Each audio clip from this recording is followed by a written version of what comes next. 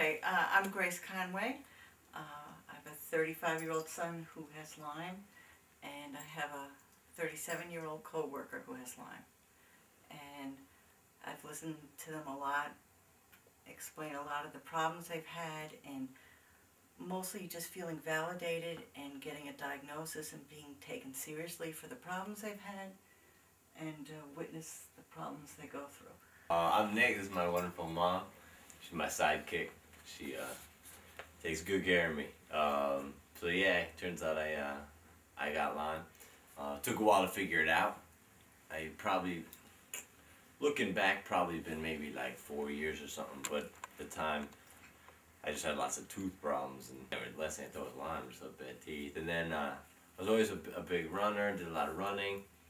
And then I started having just some knee pain in my right knee, and eventually I go see a doctor. You know, like, oh, you got tendonitis. So I thought I had tendonitis. I do their exercises, and I would get worse, and my tendonitis would spread.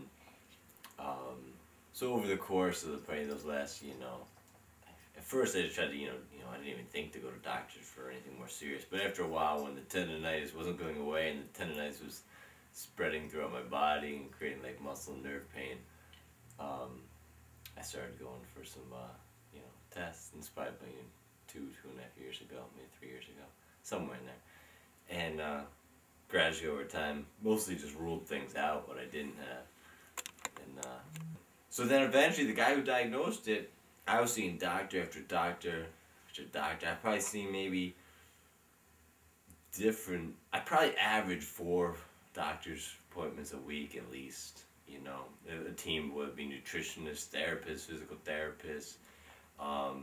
I started looking at just crazy out there things I've gone, or things I used to think were crazy out there I don't anymore. I've been acupuncturist, reflexology, pain management, all sorts of things, a lot of like more alternative, supposedly cutting edge treatments. But so yeah, along that way I probably saw maybe a total of 50 different doctors. A lot of them, initially I was going to see a lot of just Western medicine, and they just had no idea what was going on with me, and they kept giving me pill after pill, and nothing would change. I would just get worse. I also think one of the big problems is not just the pharmaceuticals industry or the doctor's industry, it's just a lack of knowledge to really definitively be able to diagnose this.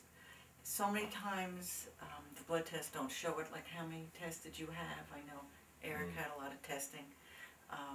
And even when you are diagnosed with it, like I was telling Eric earlier, I like to make the analogy of the story from the Lady and the Tiger. What door do you pick? Because you don't know if you're picking the lady that's going to come in and help you, or the tiger that's going to come eat you, because some avenues of the pharmaceuticals or the herbals or whatever remedy path you choose may work for you or may not work for you.